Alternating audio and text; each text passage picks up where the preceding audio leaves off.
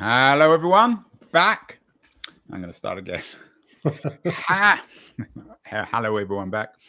Hello, everyone. Welcome back to That Was the Week, my weekly summary of tech news with my old friend Keith Teare, the publisher of That Was the Week newsletter. We usually end with his X of the Week, but we're going to start there. The subject of his newsletter this week, he writes his editorial about dreams and nightmares, and he begins with an X of the Week from the VC Doug Leone, who is announcing that he's going to vote for Donald Trump in the coming election as a VC. Tell me about this X. Why, Keith, you led with it? Well, I led with it because there's a collection, really, because Chamath Palihapitiya and David Sachs today actually are running a fundraiser for Donald Trump as well. So there's a bit of a mini trend going on of Silicon Valley who's deciding that they're going to vote for Trump. Doug Leone is an extremely well thought of Sequoia Capital investor who has in the past been pro-Trump and then deviated, said he was not going to vote for Trump, and now he's gone back. His reasoning's very vague, isn't it? Yeah, let's read for people who aren't watching. Let's read out the X. It was he wrote this on June 3rd. I have become increasingly concerned about the general direction of our country, the state of our broken immigration system, the ballooning deficit, and the foreign policy missteps, among other issues. Therefore, I am supporting former President Trump in this coming election. So he notes three things: the immigration deficit, foreign policy missteps. It's a little bit like saying, I've become disillusioned with Old Trafford, Eric Ten Hag, and the entire team. Therefore, I'm going to be supporting Wrexham. Or Man City. No, that would be Liverpool. At least Man City and Liverpool represents something you could aspire to theoretically. But so you're not, Keith. So in the editorial, you articulate your own ambivalence about voting for Trump. You say it's a big no-no for me personally. I don't want to turn this conversation into just another conversation about Trump versus Biden, because as we speak, I got an email from Reid Hoffman linking with an op-ed he has in this week's Economist about American business shouldn't be empowering a criminal. So the powers that be in Silicon Valley are lining up for or against Trump. It's not just for Trump. People like Hoffman, who I have a great deal of time and respect for, are financing the anti-Trump forces. But do you see with Leone and some of the others a real sharp shift amongst investors to Trump? No, but I do see a greater willingness to own up to it, which is probably the only new thing here. A boldness. You mean own up? You mean sort of confess that that's where they're going to be. Well, in our mind, it's a confession, but for them, there's no need to confess. There's nothing to be embarrassed about. They like the guy. No, but that is new. I mean, I think it is new. I was pretty taken aback when the All In podcast announced they were doing a fundraiser for Trump. I mean, I wouldn't put anything past them, but that did surprise me. And, a few weeks ago, Marissa Mayer held a fundraiser for Biden. So, yes, Silicon Valley's getting drawn into the election and picking sides. The real drive of my editorial is that it's pretty hard to feel good about either side. But if you have to pick one, the lesser evil is usually the place to go. And that feels like Biden to me. It's interesting in the Leone X that he doesn't talk about tech. He doesn't talk about business. He talks about the broken immigration system that was broken before Biden. I mean, Trump didn't deal with it when he was president any better. The ballooning deficit, which isn't really a tech issue, and foreign policy missteps. So, and all of those, if you hold it on the screen, all of those are like BuzzFeed headlines. They don't mean anything.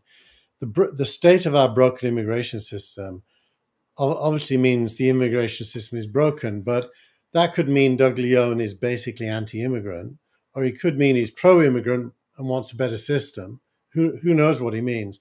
But given that he's voting for Trump, you got to assume that he's pretty much a rabid racist, because that's what Trump is. On the foreign policy stuff, well, what is he saying? Is he saying that he's for Israel, or is he saying he's for the Palestinians, or is he for more help with Ukraine or less? It's totally unclear. And Trump, by the way, isn't really clear on any of those issues.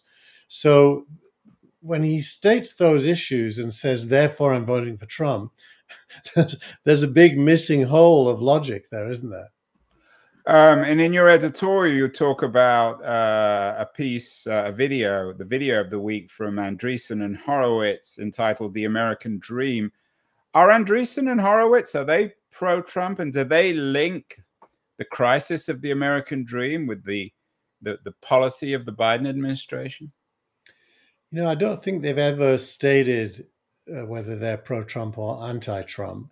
Their American dream narrative is tied to an investment strategy they call American dynamism, which is basically what happened after the New Deal. It's kind of the New Deal, but in a new age, where they're looking for a new industrial revolution, in quotes.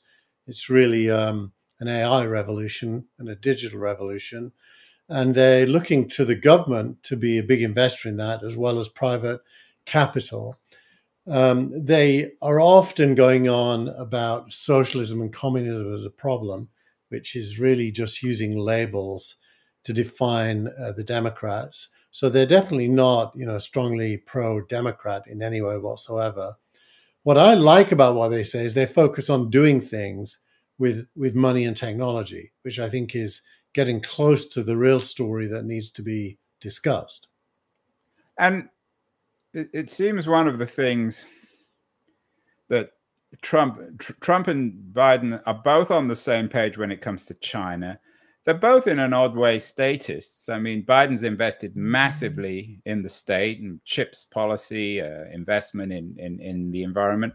Trump is certainly no neoliberal. So is there a big difference in terms of tech policy? I'm assuming that Trump also, if he comes back to power, won't be particularly friendly to big tech, to Google, to Facebook, to Amazon, to Apple. Yeah, they're rhetorically they try to sound different, and Biden's giving back students some of their debt. He does do some things that are different to what Trump would do, but they're very close on foreign policy. They're very close on immigration. They're very close on the economy. So the big issues they're quite close on. I think abortion is one where Biden feels very different, and I'm on his side of that one. And there's no tech angle on that one, I assume. It's not a tech angle, but it is a social angle. And so I think guns, rhetorically they're different, but actually in practice not that different. Yeah, but let's keep it on the tech, Keith, because otherwise... Well, on tech, I think... What about on his investment in the so-called CHIPS bill? I mean, is that recognized? Is it real? What's the take in Silicon Valley when you and your wealthy VC friends get together in Palo Alto? Are you muttering about the absence of investment in innovation in America, or applauding it, or critiquing it? Well, the CHIPS Act is basically a huge expenditure to compensate for the fact that there's a trade war with China and that Taiwan may or may not be a trusted place in the future. So it's really a foreign policy decision more than it is a technology decision. And I'd be surprised if Trump doesn't agree with it, because he's an economic nationalist as well. They're both pretty isolationist. They're both anti-free trade in this period, at least. So, I don't think the CHIPS Act is really a technical decision. In terms of technology, Biden is more anti-tech than Trump. Biden clearly, yesterday, the FTC and the Department of Justice announced a new investigation of NVIDIA, Microsoft, and OpenAI, which didn't make the newsletter because my cutoff time happened and then it happened. But that is very much a Biden, Elizabeth Warren, Lena Khan initiative. Your friend Lena. Exactly. And Trump is... Keith, you're not. You said voting for Trump is and I want you to wear your tech cap because I don't want to turn this That's into what we do. That's what we do. So you're saying voting for Trump is a big no-no, but you're not particularly keen on Biden. I've always thought of you as a kind of left libertarian. Might you be interested in RFK if he's began to articulate a more sane libertarian approach to innovation? Who would you like to see? Who could excite you? You don't like Trump. Biden doesn't excite you. Where might you write a check, for example? I think anybody that understands how to rebuild a declining economy. And it's really about innovation. It's the New Deal for 2025. But Biden would claim he's done that. He's poured masses of money into infrastructure, environmental innovation, into green tech. I don't think so. I think he's put money into railways and building bridges and roads.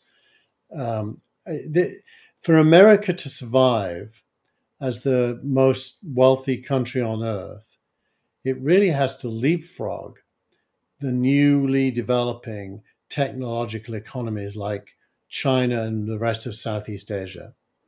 And if it doesn't, it will become like England, which is a nice place to visit, which used to be number one, but is now not. And I don't see a politician picking up on the themes that Andreessen and Horowitz are talking about and doing really practical things to make that real. In fact, on AI, they're doing the opposite. They're trying to slow it down, if not destroy it through regulation. It's hard to feel optimistic about the government. So I do end up being a libertarian. And these days I find it very hard to define left and right, to be honest. What does it mean to be a libertarian? It means believing in human beings, technology, and innovation, and not really believing in government, which is sad because I want to believe in government. I do believe the government of the people, for the people, and by the people is the ideal. I don't think we have it. Yeah, I mean, I hear you say, well, I don't believe in political categories anymore. It perhaps suggests a man who in his youth was left and now is right and is not willing to acknowledge it. But maybe I'm being unfair. So I want to move on to some more hard tech news of the week, Keith, but give me just briefly a couple of things that you would like to see happen that's doable. Maybe in terms of AI, you're not in favor of aggressive regulation, but you have to acknowledge that there's a need for some regulation. One of the stories this week is about OpenAI employees warning of advanced AI dangers. Still, the OpenAI company, I want to get to that in a second, is, I wouldn't say in crisis, but certainly there's a great deal of controversy. Isn't it important to call on the impact of this? And there is a role for government. Well, what I'd like to see is absolute free trade in tech between the whole world, including China. I'd like to see shared research and open source research so that human beings collectively can move faster to make good things. I would absolutely disagree with the employees and former employees letter. I think they're basically not representatives of the future. They're kind of like scared little children. I don't believe there's any danger at all with AI. I think it's made up. Although, again, some people might say, well, these people have been working with it. You haven't. So they have every right to call out its dangers. Well, I work with all kinds of things that I don't understand. And they're typically doing very specific jobs. They're not the big thinkers that invented the whole thing. Well, some of the senior people have left. One of the stories that I was particularly intrigued with this week is you include it in the newsletter. I think I sent you the link. Is a Wall Street Journal. I don't know if it's a hatchet job on Altman, but the title is "The Opaque Investment Empire Making OpenAI's Sam Altman Rich." It makes him look pretty slimy. What do you make of this piece and the increasing media hostility to Altman? Yeah.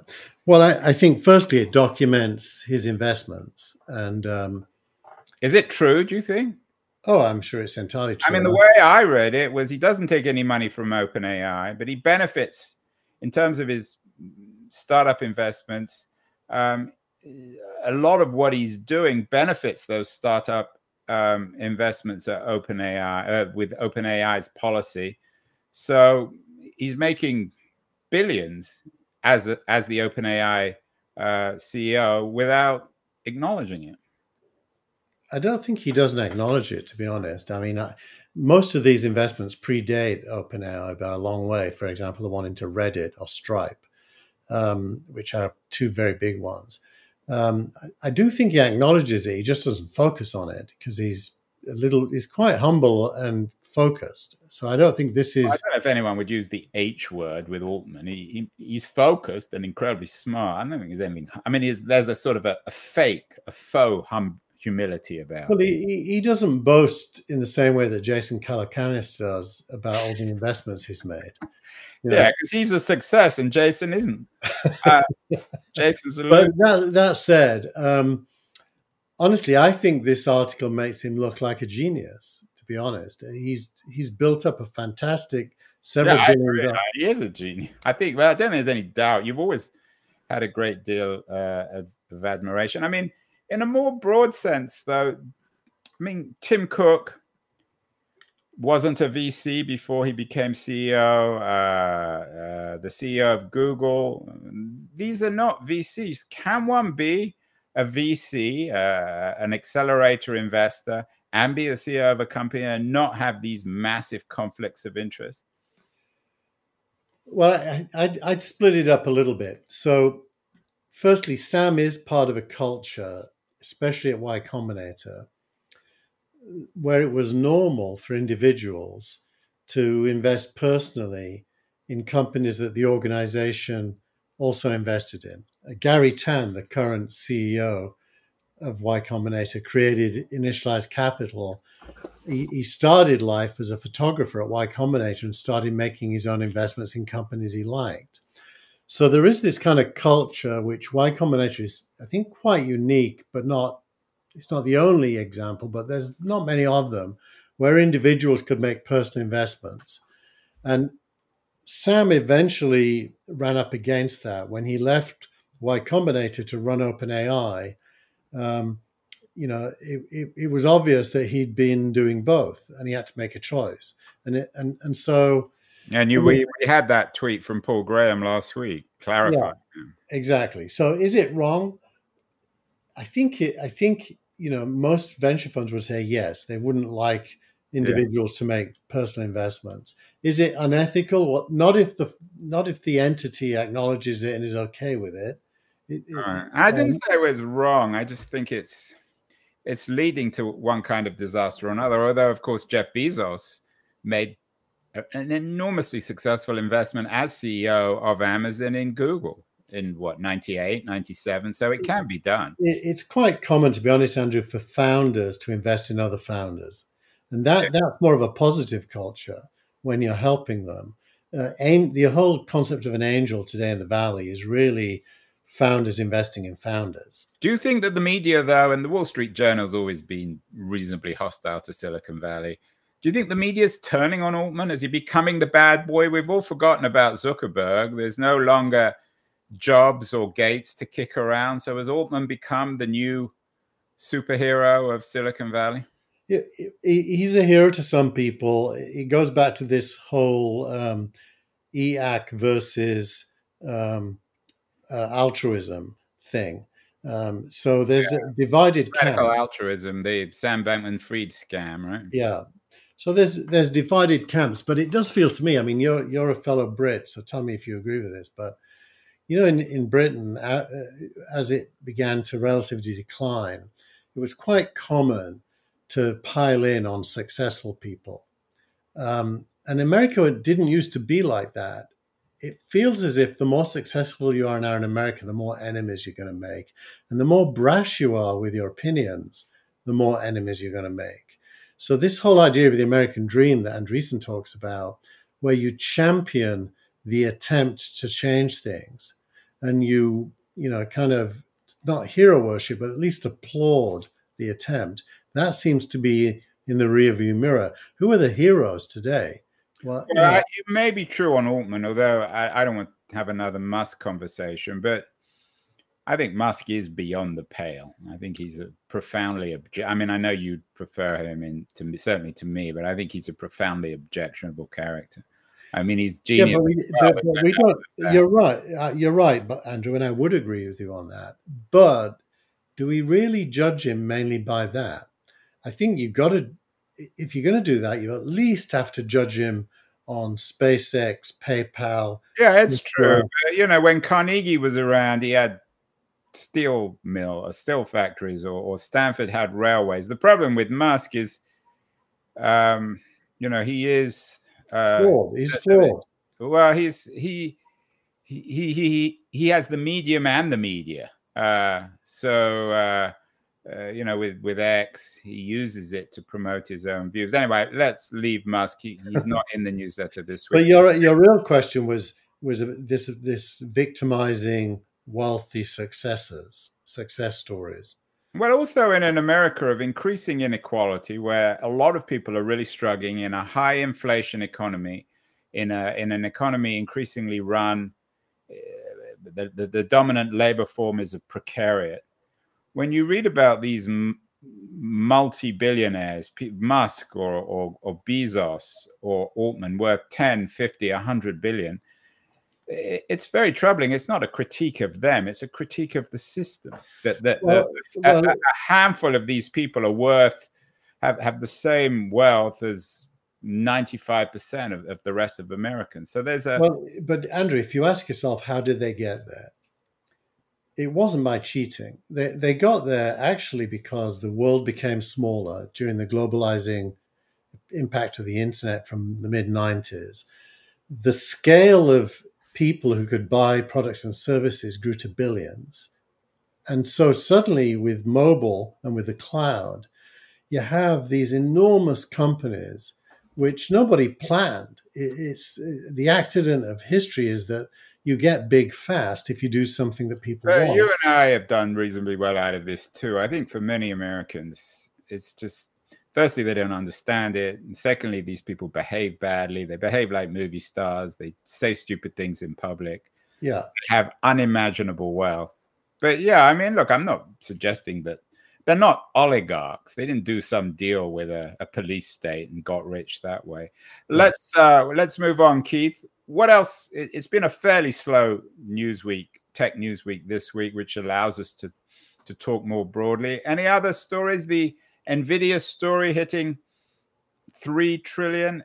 Will NVIDIA eventually crash? Will they be the Cisco of the AI age? Well, it's worth knowing NVIDIA's revenue is profit is about 60 billion. Apple's is 400 billion. And NVIDIA is worth more than Apple because it's growing fast. Currently, at least. Currently worth more than Apple, even though they're the world's second most valuable company after Microsoft. Astonishing. Yeah. So there is a kind of a math mismatch between NVIDIA and Apple there. Apple should be worth a lot more. Is it the Cisco thing? Do you remember when Cisco got so valuable in the 90s because it was the pipes for the internet, and then the economy matured and Cisco now is just an afterthought? Yeah. So I do think the NVIDIA story is worth a mention because it's one of those watch this story kind of issues. There's lots in venture capital this week. My good wife Jenny wrote a recap on what's happened in May. I did launch the next version of SignalRank. Yeah, I'm going to allow. Usually, I don't let you talk about SignalRank on your own show because I don't want you to become an oligarch, Keith. But I am allowing you to talk about SignalRank version 3. It's not 3.0; it's version 3. So tell me what you've been up to at SignalRank this week. Well, the core of SignalRank is using algorithms to predict venture outcomes, and we do that at the Series B round based on a lot of data from all the rounds a company does up to the B. And we've gone through 3 versions. Roughly every 9 months, we update it. We only update it when we got a better one. So each version is better than the last. And the way we measure it is what percentage of the companies picked become unicorns. What is the average gain on your money over 5 years? And for version 3, 31% become unicorns. And the average gain at 5 years is 5.6 times your money, which both of which are way better. And in the years measured, which is 2012 to 2020, there were 950 companies that it picked, as opposed to only 280 or something that version 1 picked. So it's able to pick more companies more successfully than previous versions. We just announced the 15th investment, that is to say, SignalRank putting money into these companies, which makes SignalRank the second most prolific investor in the world in Series B rounds in the last 12 months. Wow! And when am I going to get some SignalRank stock? I'm not allowed to talk about it, but your time will come, and hopefully not too soon from now. And are you, Keith? Is SignalRank the next NVIDIA? When are you going to hit 3 trillion valuation? I think we'll never hit 3 trillion. The most we could be worth is about 100 billion. Well, we'll take that. Finally, we've done our X of the week, which was Doug Leone's willingness, announcement that he's going to vote for Trump. I'm not sure why he needed to announce it on X, but your startup of the week is an interesting one, and I think speaks of I know you have a particular interest in the economic vitality of the sporting industry. There was a piece in the Journal this week about the NBA nearing a $76 billion TV deal. So why is it the NBA or the TV companies that are the startup of the week this week? It's the NBA, because if you can get somebody to pay you $76 billion for 11 years worth of basketball, you're doing something right, aren't you? It's not my favorite game, I have to say, basketball. It's the opposite of what Americans say about football.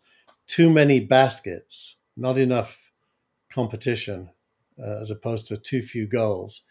But this is an amazing deal, and it's happened because Amazon, NBC, and ESPN have competed for it. And it's at a time when the TV industry is in crisis. So it's a huge, huge deal for an essentially American sport. Although it's a global sport. I mean, there's a lot of interest around the world in it because American teams are so much better than everybody else. Right, but it doesn't really compare to football, soccer. So what's the English Premier League? What's the value of their TV deal comparatively? If the NBA got a $76 billion deal, what should the Premier League be getting? Well, exactly. The Premier League equivalent over 11 years would be something close to 10 billion. So only 1/8 of this number. So they're underselling the Premier League by a lot. You should run it, Keith. And why is this a tech story rather than a media story? Will we be able to watch quote unquote TV online? Will most of this stuff get streamed? Yeah, absolutely will. ESPN is moving to being primarily streaming, and that's already true, of course, with Amazon. So this is going to be streaming. Well, finally, Keith, I know you're an expert and a lover of American basketball. Who's going to win between Dallas and Boston? Do you care? I don't care, but I'll always go for the Catholics. So I'll go with the Celtics. You're going to get yourself into trouble. So the Catholics over the Dallas team. Oh, the Dallas team, I don't know what they are. Are you anti-Mark Cuban, who's Jewish? Is this Keith the anti-Semite here? No, but Texas, it's got to be Seventh-day Adventists, something like that, right? Well, most people hate Texas, don't they? Well, that was the week, Keith. Not a lot of news, but we know now that you're not voting for Donald Trump. You're voting for Biden, not thrillingly. Doug Leone is voting for Trump. Reid Hoffman is voting for Biden. not a lot of news this week. We'll see you next week when we hope that SignalRank will have gone public and we'll all be celebrating with billions of dollars. So have a good week, Keith. We'll talk next week. Bye-bye.